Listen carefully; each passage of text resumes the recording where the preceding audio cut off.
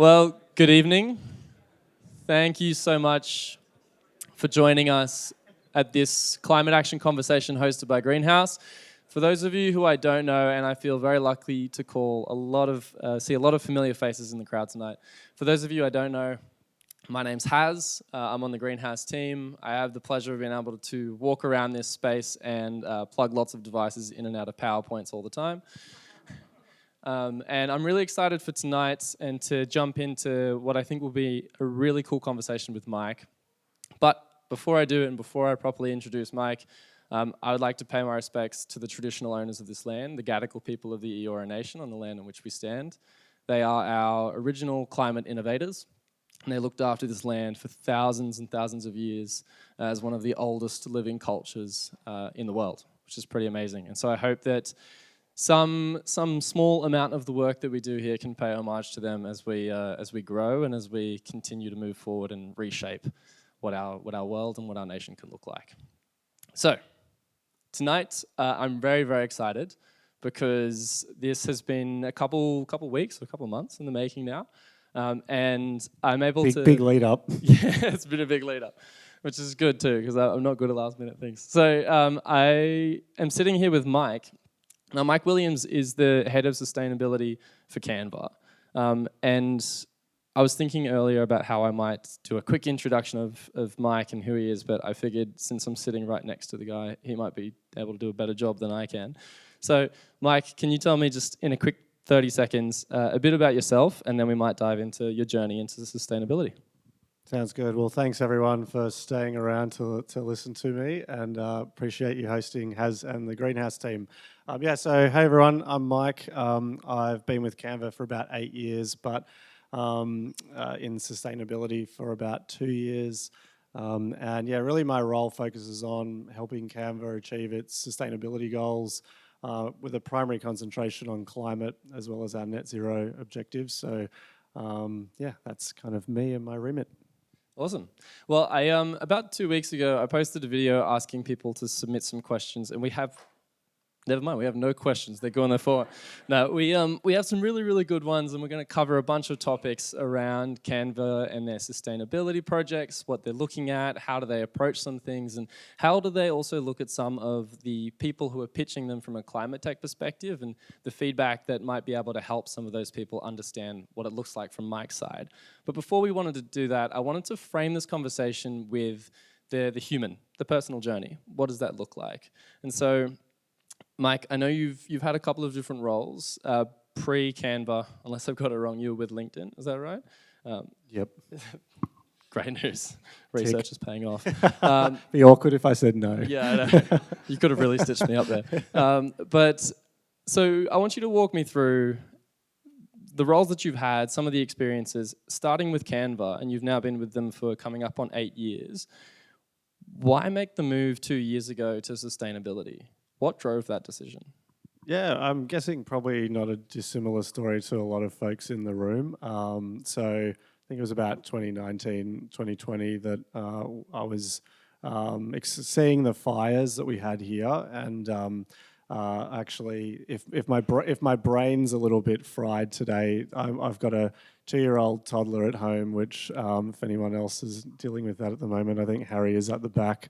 You'll understand, but that also helped shape my kind of intention of what I wanted to do and what goals I wanted to achieve. I think it was kind of in between a fire and a pandemic, and thinking there's some pretty big problems out there I want to learn about and figure out. So Canva's got an amazing parental leave policy, so I had a bit of time off with my baby, which turns out was absolutely not time off, and started to get interested in the climate problem. So I guess I don't have like an environmental science degree or a kind of background or discipline in this. I studied accounting and law, and I thought I'd never have to do that again, but turns out sustainability involves quite a lot of accounting and law.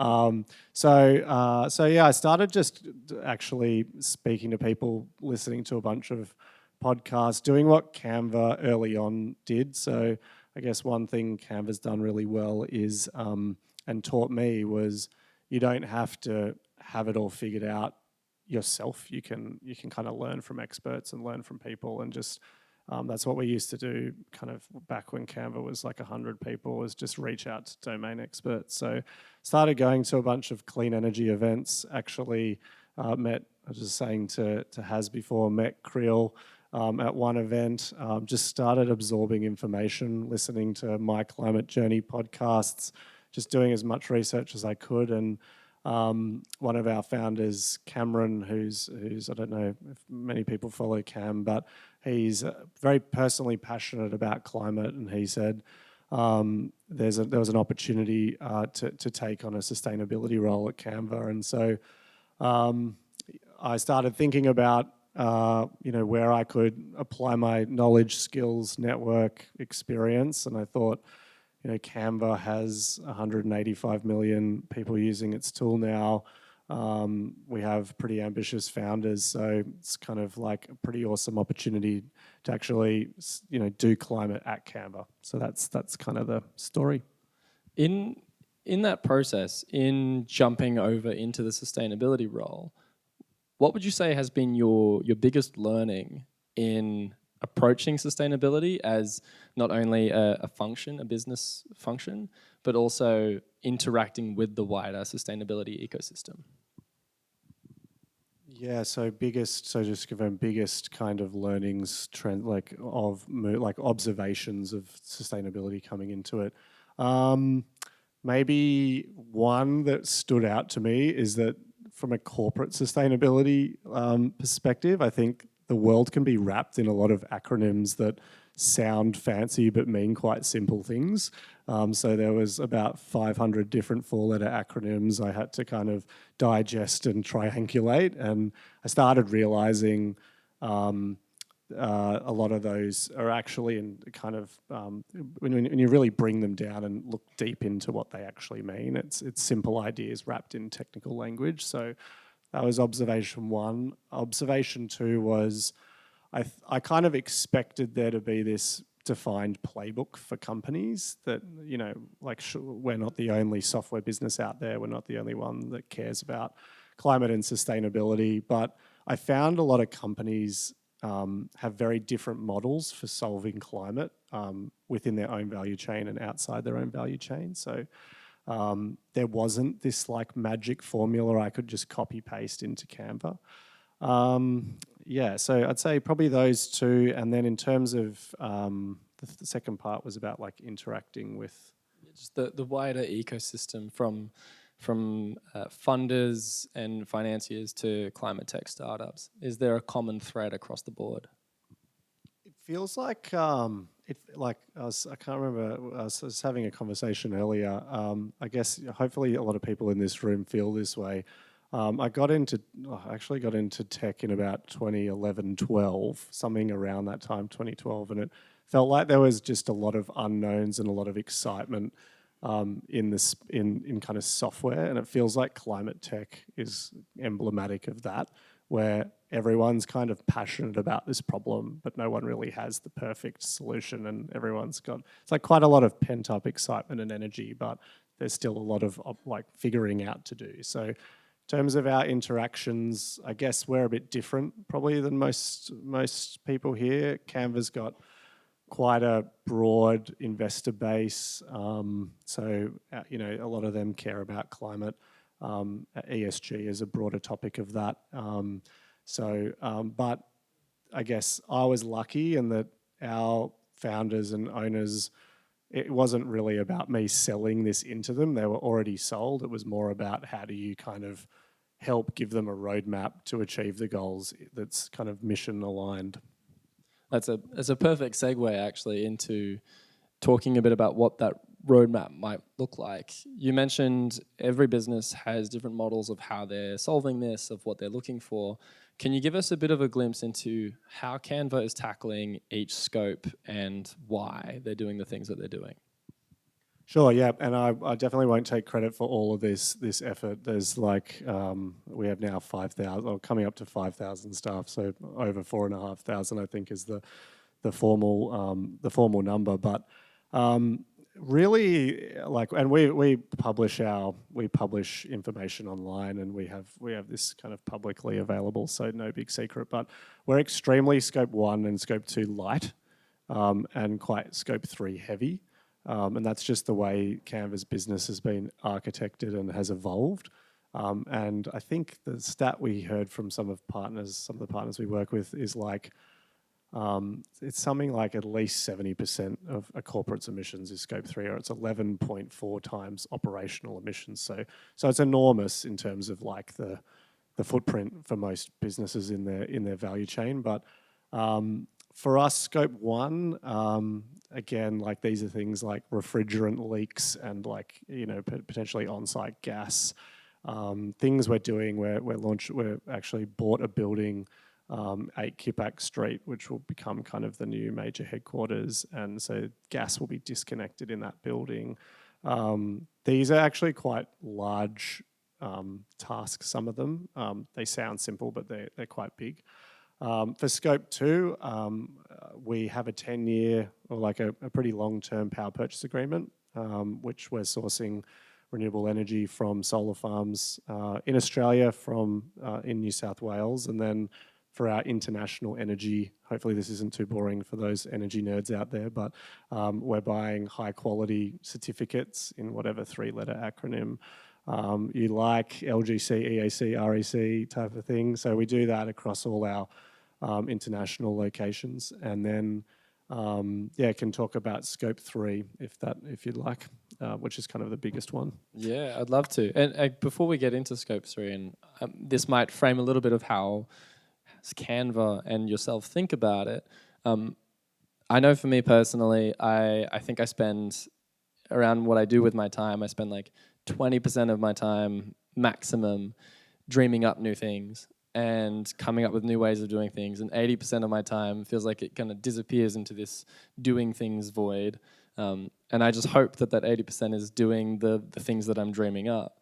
How much of your time do you spend dreaming up new ways to come up with like broadening Canva's sustainability profile versus executing on the things you've already got on the roadmap?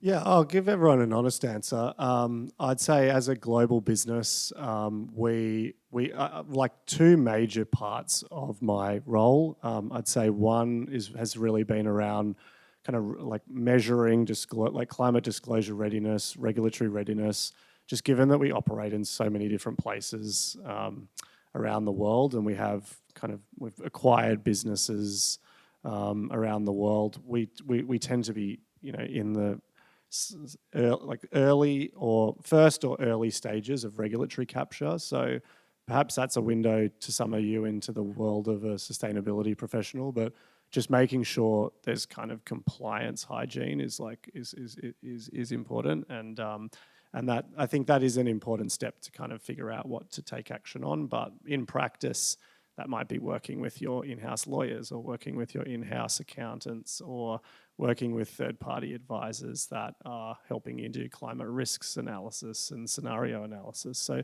that's kind of bucket 1. Bucket 2 is the thing everyone probably here loves to do, which is like come up with cool sustainability solution and ask for money to do that. Hoping to do as much as that and more. But I'd say the first category is a little bit of a baseline before the secondary stuff can manifest. Awesome. Tell us a bit about your Scope 3 plans. Like, what are the things you're working on? What are the projects in the works? What are the things you've already done that you're really proud of? Yes. So we just out of interest, how many of you use Canva or have used Canva? Yep, most of you. Okay, that's good. That's all credit to me. Yeah. So we have. I'd say you can get really distracted in sustainability at a big company. Like everything's a good idea, and it's like you want to do all of it, but you just have to focus and concentrate on the stuff that is material and like the most impactful stuff. So we measured.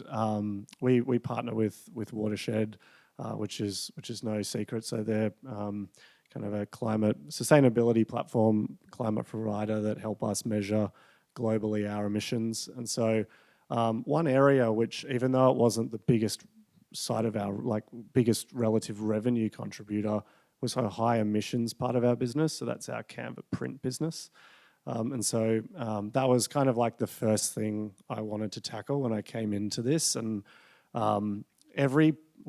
almost every single counterpart I speak to at tech companies and other companies are figuring out Scope 3 and how to actually tackle it. And if you really study what companies are doing, there are a few different tactics to reduce Scope 3. Like one of them is get your suppliers to commit to something, which again is like not a bad thing to do. It's a good thing to do. But there's like a time lag between them saying we're going to do something, sign up to it, and then measure, disclose, get their targets certified, and then go and actually reduce. So, and a lot of global market cap has actually set these climate goals, right? So, and if you incorporate Scope 3 into those goals, there needs to be something to kind of like, what can you do to start moving the needle on meaningful decarbonisation within your Scope 3 now? So we wanted to kind of help start that decarb journey with our print partners. So again, no playbook. We kind of are looking around a lot of companies. There were a few doing some interesting things, but the general pattern we saw was go and get your supplier to do a commitment and then just hope that works out. So we partnered with Watershed as well as our print suppliers to actually co-fund a pretty sizable community solar facility in the US, where a lot of our electricity footprint comes out of our print supply chain. So you order Canva print item that gets manufactured through one of our partners. Energy goes into actually producing that good and then distributing it to you. And so we wanted to come up with a way to mitigate that. So Watershed helped us. The unique differentiator there is that we're actually putting money down to almost like help our suppliers get started, which again is like different to, I think, a lot of companies. There are some that have done it, but not that many. And so we were like, we're going to pull you all together. We did a summit in San Francisco. We brought everyone together and shared our goals. And that culminated in kind of doing some forecasting of energy use, coming up with a medium-term community solar farm, which will reduce Canva's Scope 3, our print partners' Scope 2, and lower the power bills for communities that need it. And when we're looking at I know one of the big questions that surfaced was around the use of AI. Now, one of the big news points that came out of last week was the acquisition of Leonardo AI. So Canva as well, this huge push with the most recent Canva Create for the enterprise suite. So suddenly, it feels to me from the outside, Canva's staring down the barrel of a lot more data usage, a lot more data centers being in use, and all of the emissions that comes with that. What's the plan with all of this?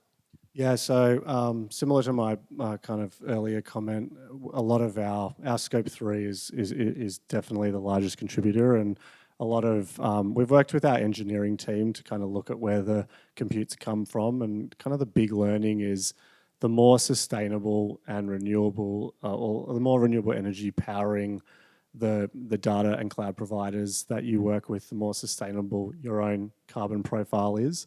So if you actually look at renewable energy purchased around the world from a corporate point of view, the biggest buyers of renewable energy tend to be the companies that are actually selling cloud products. So like if you look at the total number of VPPAs purchased across North America and the world, like your Amazons, for example, we use AWS, they're like the clear dominant like purchaser and procurer of new renewable energy facilities around the world. So I think this is definitely an area for Canva to watch.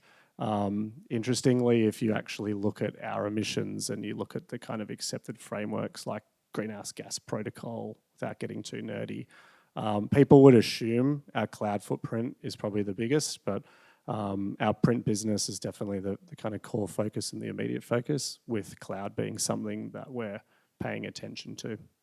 Yeah, interesting. And you mentioned, so you use AWS. Is there any pulling power on Canva's side to influence the way AWS makes decisions, or is that something that feels a little bit behind a curtain at the moment?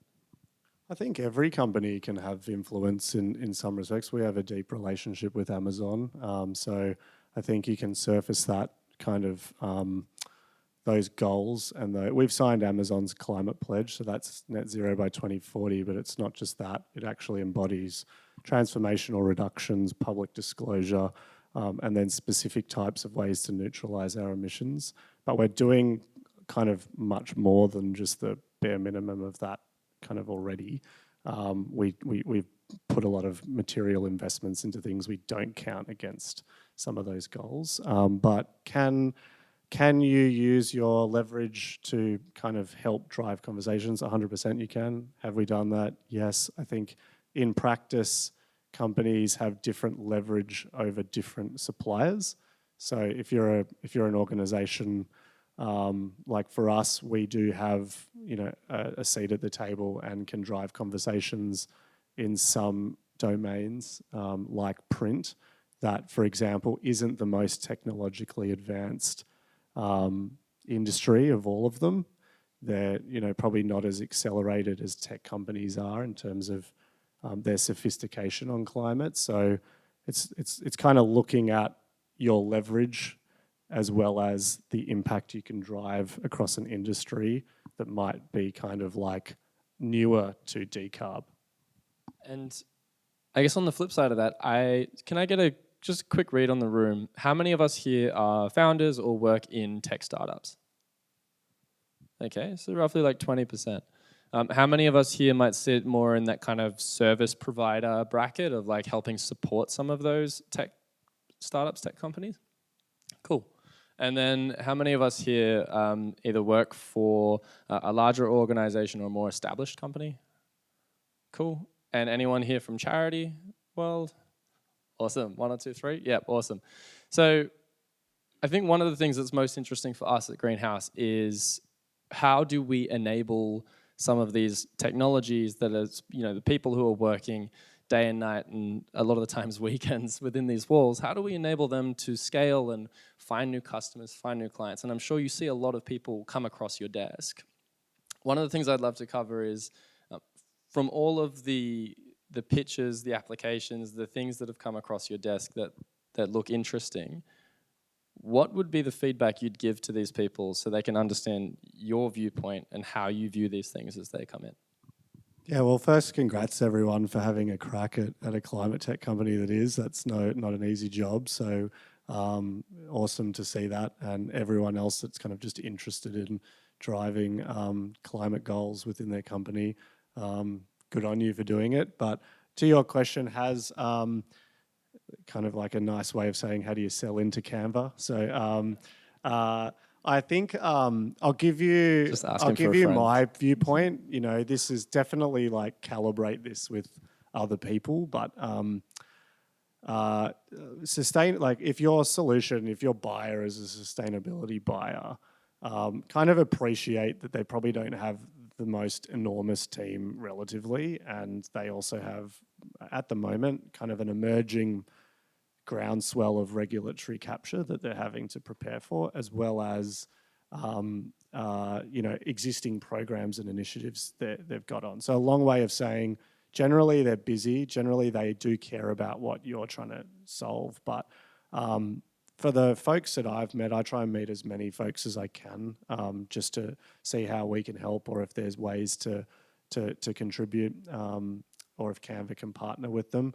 I think like number one is try and do it in a way that doesn't involve a lot of extra lift on the part of the buyer. So if you go into the conversation and you say, I have this amazing widget, it's awesome, I'm going to need you to check in with me once a week, I'm going to need you to like get feedback from your team and pass that back. Like you might be creating a little bit of a fear mindset in your prospective buyer. Whereas if you say to them, I think connecting, I guess this is number 2, connect it to their goals. So check out online whatever their commitments and goals are and say, okay, we can see your company, Canva or otherwise, is trying to get to this place, whether that's some climate goal or some mission or vision, and then say, we can help you get there. And I guess an interesting thing I've realized as people have come to me and to the team and counterparts at Canva is your original idea of what you intend the sale to be might not be what it turns out to be. I'll tell you what I mean. So someone might come to us and say, hey, I have this really good compliance or carbon measurement solution for you. So from Canva's point of view, we might say, okay, we're a very complex global business that has very specific regulatory disclosure needs, and maybe your solution doesn't fit for us. But we have a network of thousands of suppliers which are kind of inherent to achieving our own goals. So maybe there's a channel for you to kind of pitch that parent company and understand where your solution might be a fit within the ecosystem that they operate, if that makes sense. So think about their customers, think about their suppliers. Not only is my solution a fit for the person I'm speaking to. Thank you for that. I want to flip the script a tiny bit for this next bit. So I essentially have a question for you, and I have a question for the audience. And the way that this is going to work is I'm just going to give you your question, and I'm going to give the audience their question, and I'll give both of you like 30 seconds to figure out an answer. Ideally, I think this will work best if you turn to the person next to you and chat with them, so you're not doing it in a vacuum. Essentially, the question I have for you, for the audience, actually, I'll start with you so that way you guys can jump off into a racket after I say your one. The question I have you that I want for you to think about is, if you were to start a climate tech startup in the next 3 months, what would it be? It's a big one. Even if it's just like not necessarily a solution, but an area of focus that you'd probably point yourself at. Hopefully 30 seconds is enough. It's okay, you won't actually have to build the thing afterwards. Do I get to keep the IP? Or? You do, yeah, okay. You do, yeah. Okay. If anyone goes ahead and runs with this, you got to pay royalties. My question for the audience is, and I want you to just chat with the person next to you for 30 odd seconds or so. If you were Canva right now, what would your 12-month roadmap look like? What would your next steps from now be? So 30 seconds, if you were Canva, what would your next steps be? Turn to the person next to you, 30 seconds, figure it out.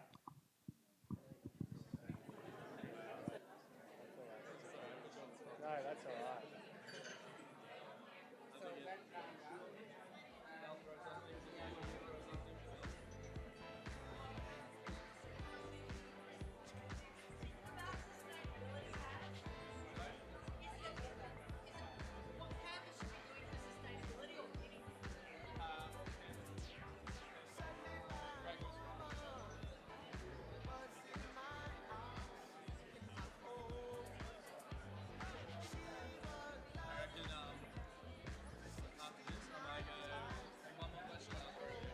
Yeah, sure. No, that sounds good.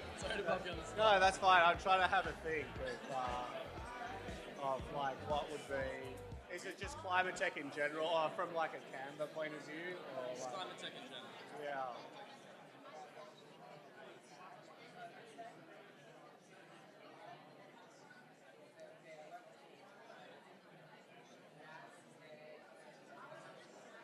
I'll ask the audience their answers first. Yeah, that sounds good. That sounds good. Yeah, I can get a bit of a. Yeah.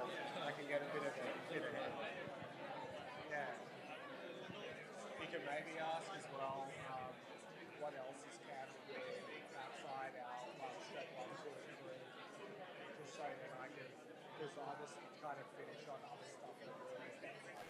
So just be like, besides what you're doing within step 1, 2, and 3, what else are you? At least that kind of makes sense. 10 seconds.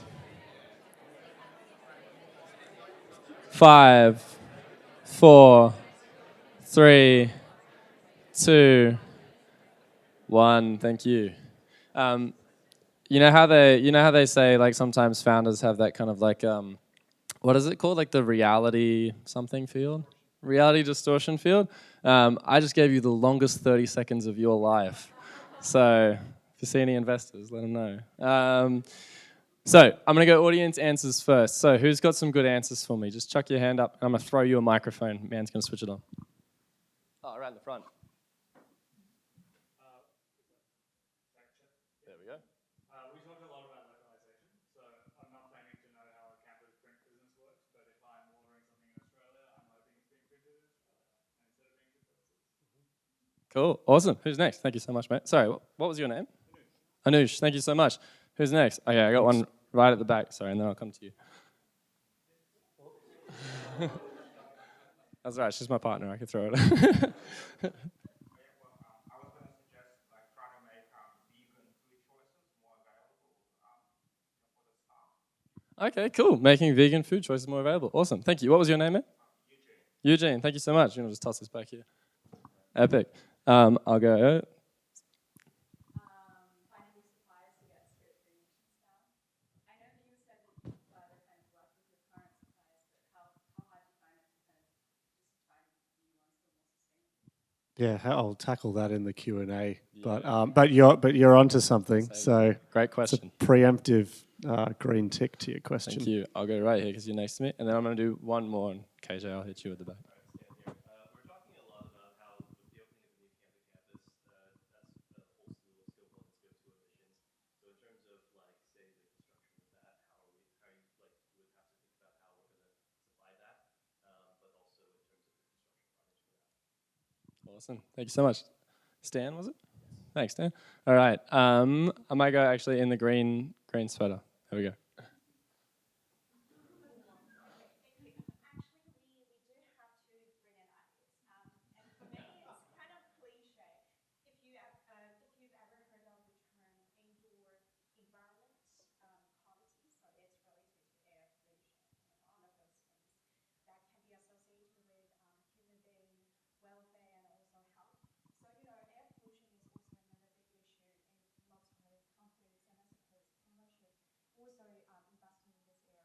And best practices can also be replicated to different companies like Big Four accounting firms and also investment banks.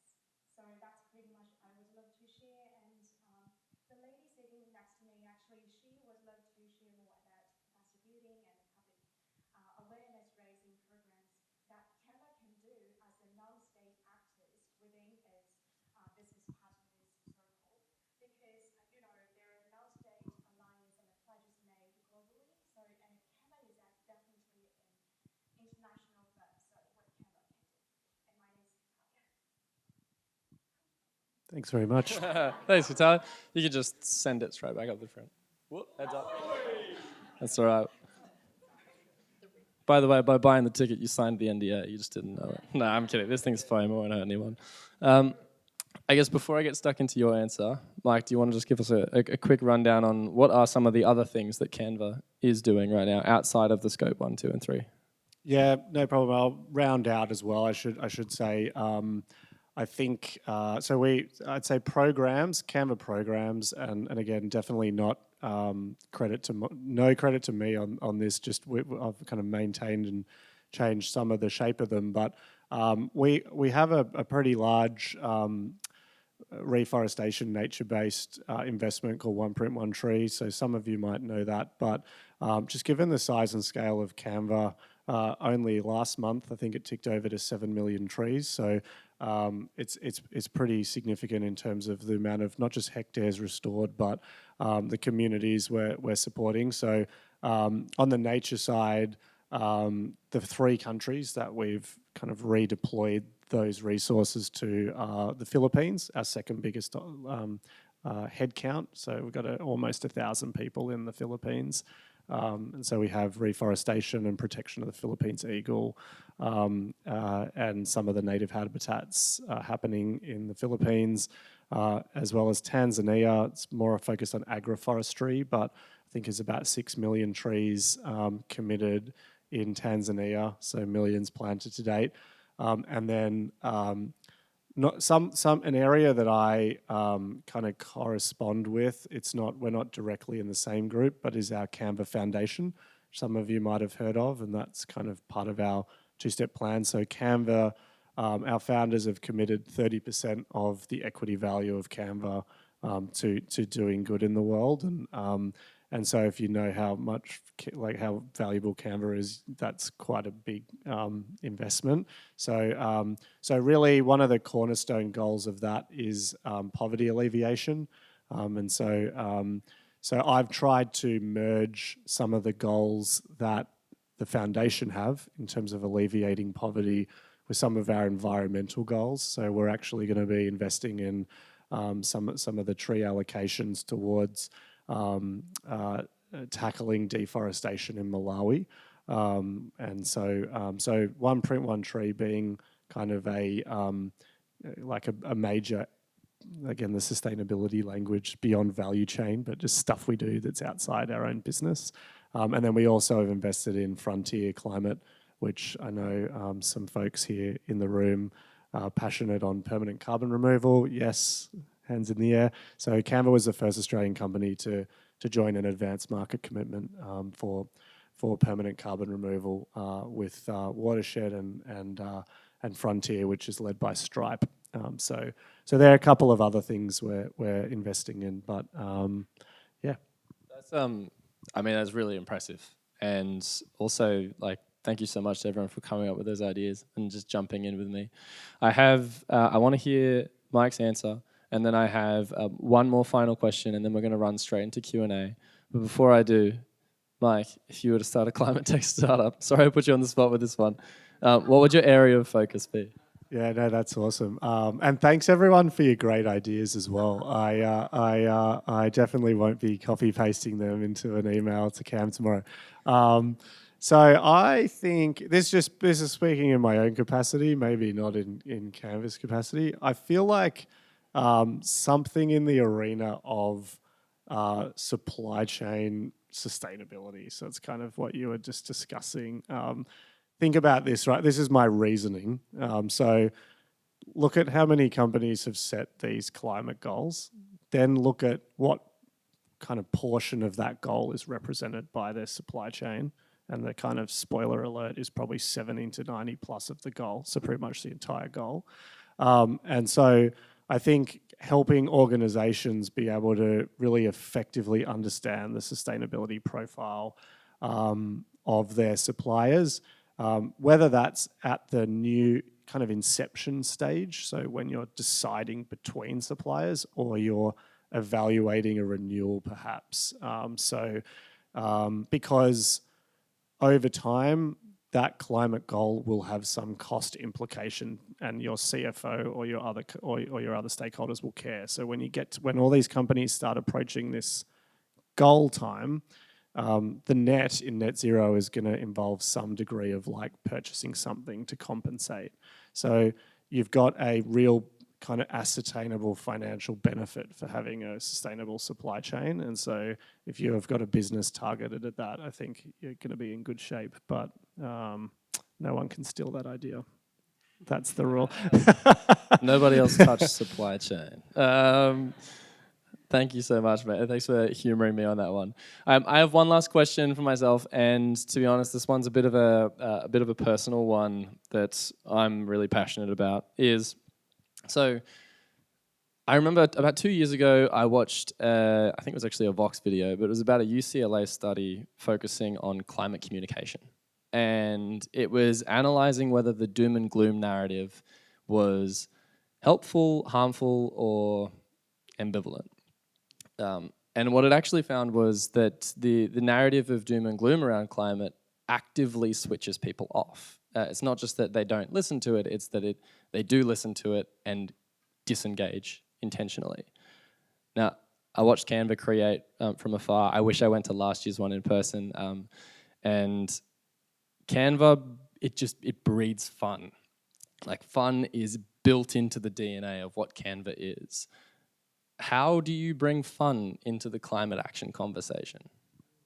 Yeah, it is a really good question. And Yeah, I liked the rap personally, so no comments after on dunking on that one. But yeah, I think it's important. I was just having a conversation earlier with someone around kind of climate doom, and someone I met early in the climate piece was a guy called Clay Dumas, who's a partner at Lower Carbon Capital, and he talks about kind of, not just scrolling Twitter and seeing climate doom, doom after doom.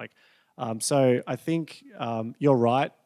I think our creative team, our marketing team, have done a great job of kind of energizing the Canva brand, and we actually have a bit of a teaser. There's a video coming out soon that kind of talks about one of the big investments we announced at Create, which was the community solar farm VPPA. So we have some, without giving too much away, we have some amazing storytellers that have been packaging up that story, and hopefully you'll get to see that soon. But I think what we really wanted to do, like my instruction from the founders when they were, telling me how to think about types of investments to deploy Canva's capital towards, was do something that other companies can copy and show the world a way that they can take meaningful action. And if everyone does what we do, the world will get to a better place. So that was kind of a guiding light for me. And that's how we arrived at this problem, which was, okay, every single person in my seat, almost all of them, like if you go and speak to any sustainability professional, they're all kind of trying to solve this scope 3 problem. And so part of it was like coming up with a mechanism and a playbook to give to them to say, this is how we've done it, and tell that story in a way that inspires. So hopefully that's coming. And in terms of the impact, just as a last quick point, we've had a couple of pretty large organizations, without naming them, since then come to us proactively and say, how did you do it? So in terms of, and these are organizations you may not think would be interested in this conversation. So it's achieving its goal. And so I think doing something that is replicable, telling that story and then kind of following through, I think takes your mindset from a like, this is an insurmountable problem to like, actually we can start achieving things. Awesome. Thank you very much. And I really appreciate that too, because it's something that I think about a lot. Now it's time for questions. So I'm going to pick up this deadly weapon again. Who's up next? Kirsten, you got one?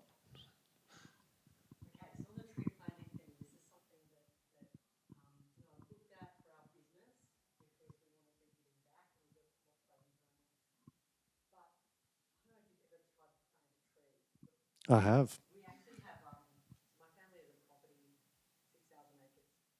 Trees grow everywhere. They grow in rocks, they grow in dirt.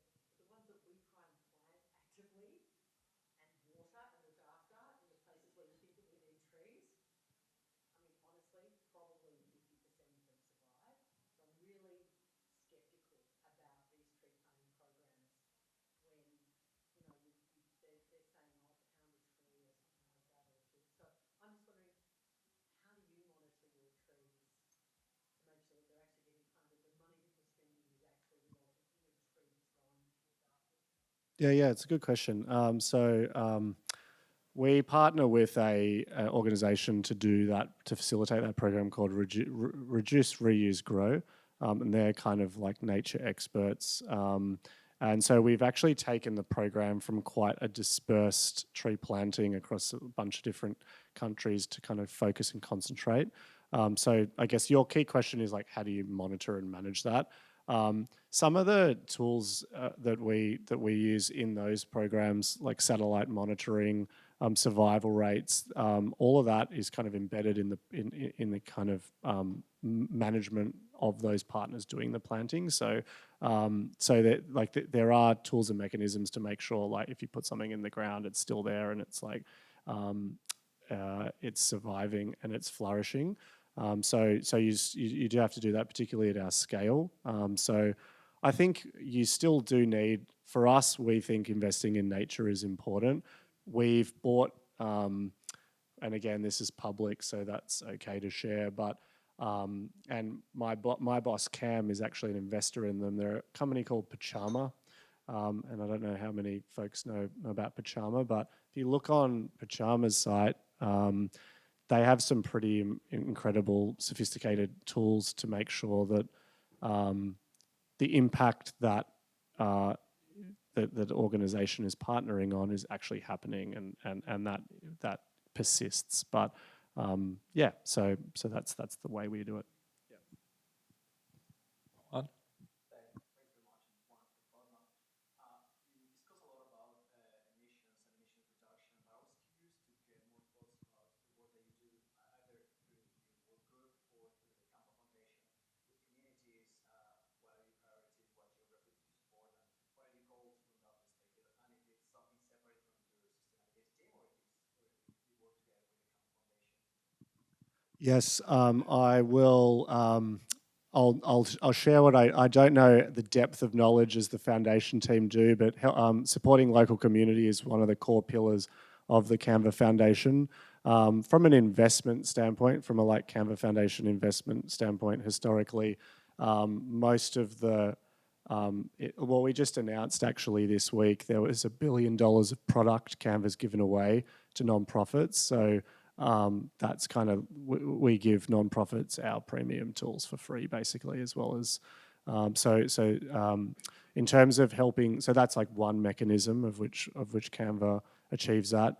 From a Canva investment standpoint, really the concentration and the weight of capital to date has been on Malawi and our partnership with Give Directly. So that's like direct cash transfers to communities like the extreme poor in Malawi, and that's through a partner called Give Directly. So there's lots of collateral online on that. But also one of the core parts of the Canva Foundation's goals is around helping the communities where Canva operates. So that's kind of where we have staff. So whether that's Australia, in the Philippines, North America, or Europe, doing things like how do we unlock the Canva space? So if you've been, has anyone gone past Canva Office out of interest? That's like a community space Canva offers up, where folks can come in and actually use that space. Anyone can go in. You can go in there and get a coffee tomorrow if you want. But there's also activities around alleviating homelessness, so supporting that communities that Canva operates. So plenty of ways. If you go to, not as a cop-out answer, but if you type in Canva step 2, kind of maps out all of our community engagement. James, and then I'll go over here.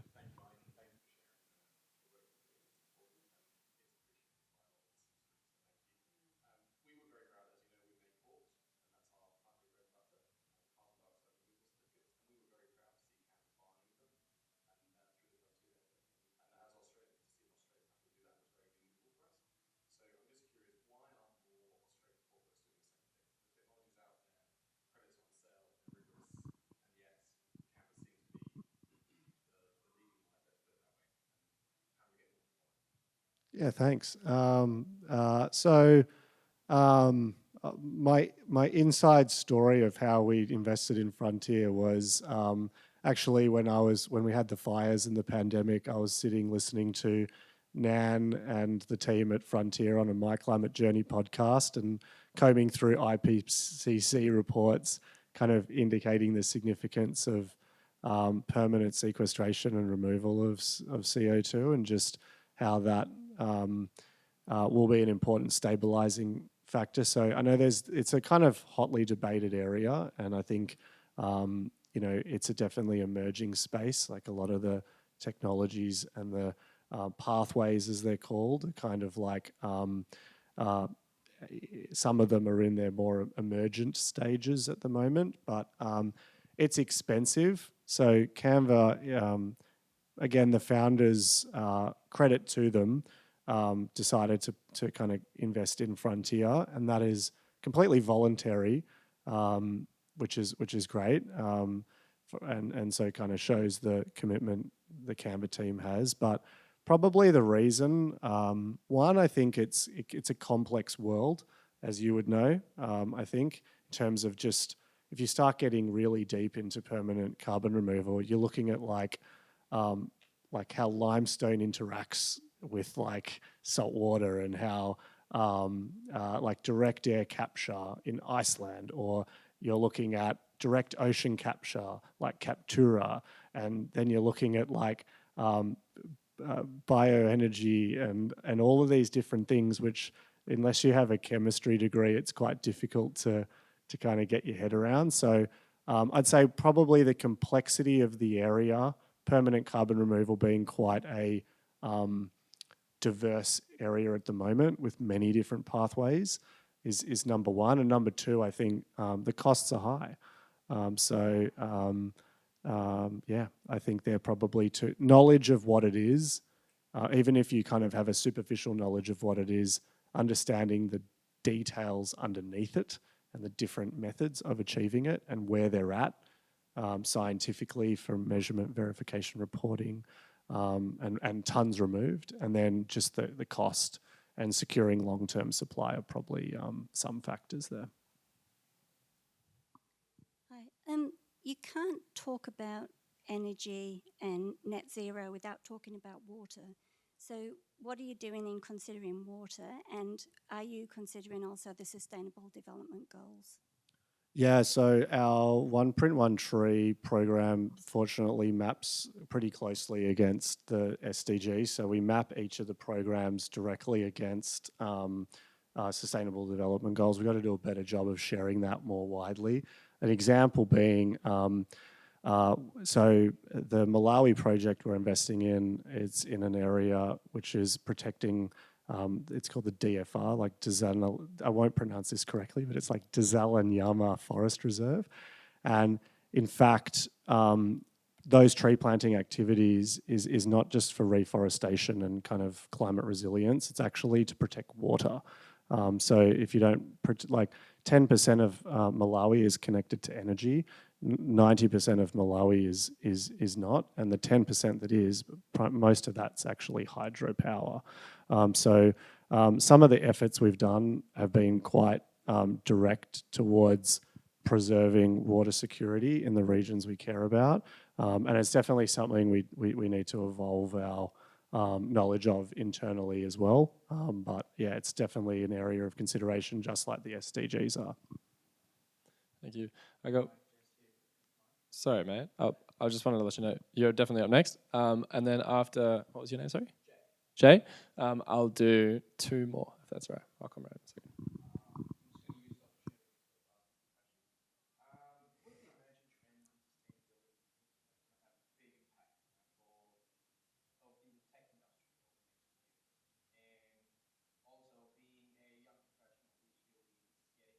Thank you. Yeah. I'll take it.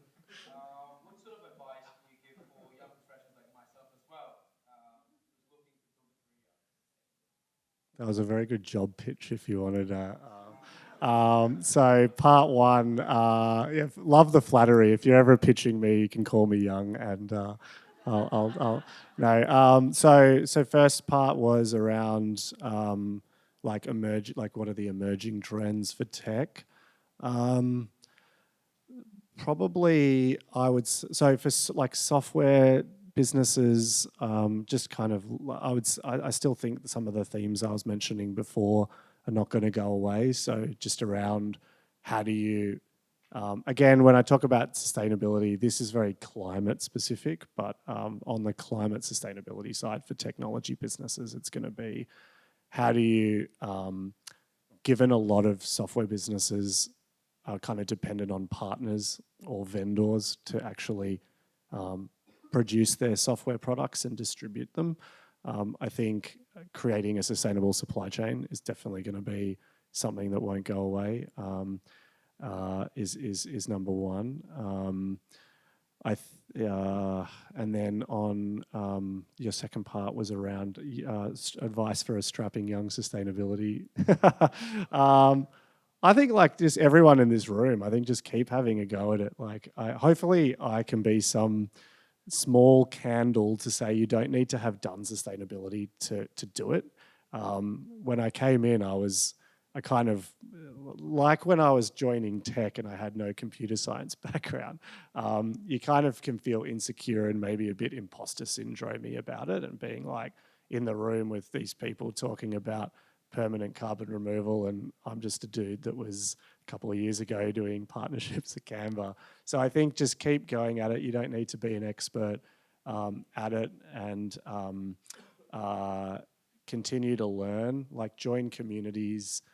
Early on, I joined the My Climate Journey community, Greenhouse being probably, shout out to Greenhouse, a great community as well. But like, you can figure things out as you go, and continue to build relationships and network, because a lot of the programs we've invested in, a lot of the learnings we've had at Canva have come out of reaching out to people that know more than we have, and speaking to domain experts, whether they're earth system scientists, climate scientists. Get in the room, understand that world, and if you're passionate about it, just keep moving towards it. Sorry, I'm going to go back on my word. I realized what the time actually is. So I'm going to do one more. It's all yours.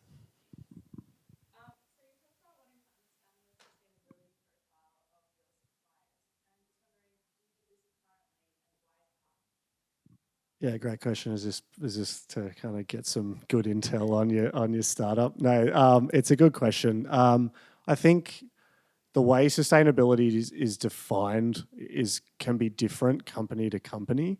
So that's something I'm realizing, is like maybe the way an investor looks at sustainability is different to the way an organization does, or the way like a rating agency does.